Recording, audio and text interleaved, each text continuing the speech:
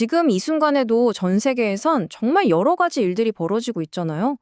이란의 거리 시위부터 시작해서 미국의 경제 정책을 둘러싼 충돌, 그리고 한반도에서 벌어지는 미묘한 외교전까지. 언뜻 보면 다 제각각인 사건처럼 보이죠. 하지만 사실은 이 모든 현상들을 하나로 꿰뚫는 아주 강력하고 근본적인 아이디어가 숨어 있습니다.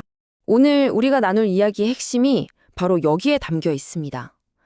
진짜 진보라는 건요, 개인이든 국가든 편하고 쉬운 길을 선택할 때가 아니라 대부분의 사람들이 피하고 싶어 하는 그 어렵고 불편한 도전을 정면으로 마주할 때 비로소 시작된다는 거죠. 자, 그럼 이 원칙이 현실 세계에서는 어떻게 나타나는지 한번 들여다볼까요? 첫 번째 사례로 한 나라의 운명이 걸린 시위 현장과 경제정책이라는 거대한 무대를 살펴보겠습니다.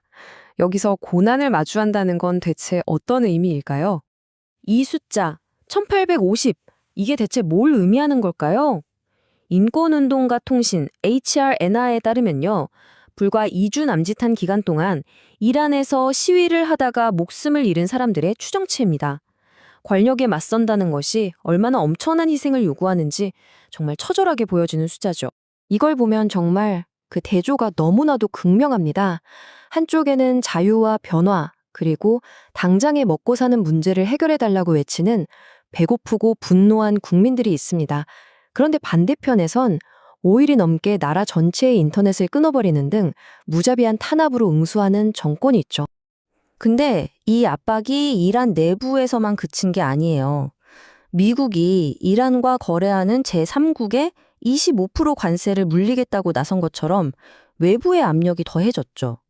당시 트럼프 대통령이 시위대를 향해서 도움이 오고 있다는 메시지를 보냈던 것처럼 이 외부의 압력이 내부의 저항과 만나면서 상황이 더 복잡하게 흘러간 겁니다.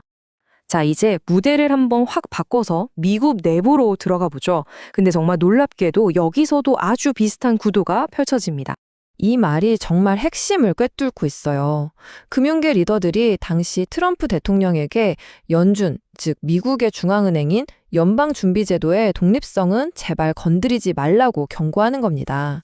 쉽게 말해서 정치인들이 선거 이기려고 함부로 경제를 주무르지 못하게 하는 안전장치인데, 이걸 지키는 게 당장은 좀 불편하고 어려운 길처럼 보여도 길게 보면 경제 전체를 안정시키는 길이라는 거죠.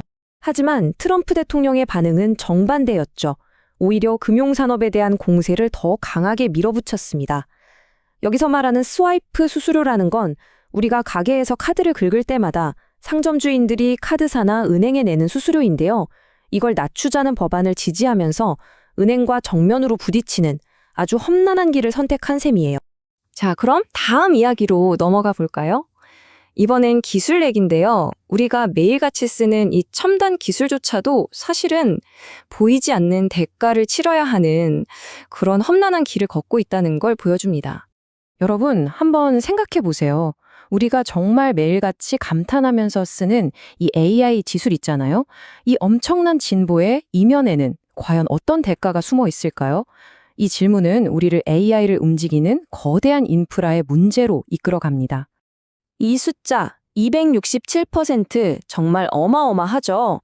이게 뭐냐면요, 지난 5년 동안 AI 데이터 센터가 새로 들어선 지역에서 전기 요금이 최대로 오른 비율입니다. 이 부담을 누가 졌을까요? 네, 결국 그 지역에 사는 주민들이 고스란히 떠안게 된 겁니다. 이게 바로 기술 발전의 화려함 뒤에 가려진 불편한 진실이죠. 자, 이런 상황에서 마이크로소프트가 아주 흥미로운 선택을 합니다. 비용을 슬쩍 주민들한테 떠넘기는 쉬운 길이 아니라, 그래, 우리가 책임질게 하면서 인프라 비용을 직접 떠안는 더 어렵고 돈도 많이 드는 길을 가기로 한 거죠. 비판을 피하는 대신 정면으로 마주하고 책임지겠다는 뜻입니다. 자, 이제 마지막 이야기로 가보겠습니다.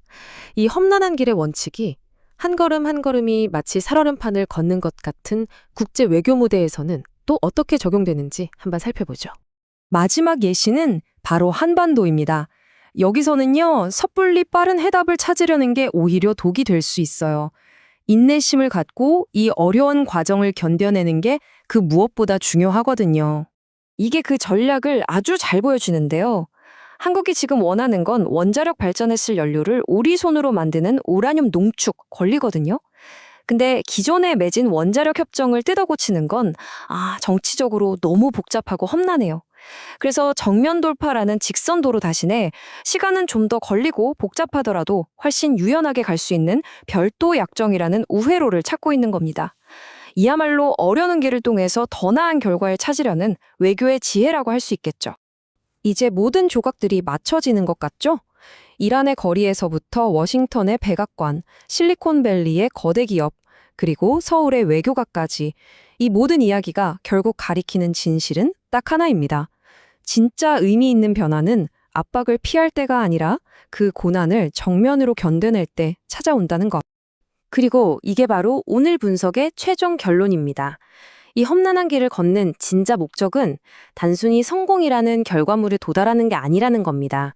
더 중요한 건 그 힘든 과정을 버텨내면서 우리가 얻게 되는 힘, 그 힘을 감당할 수 있게 되는 바로 그 과정 자체라는 거죠.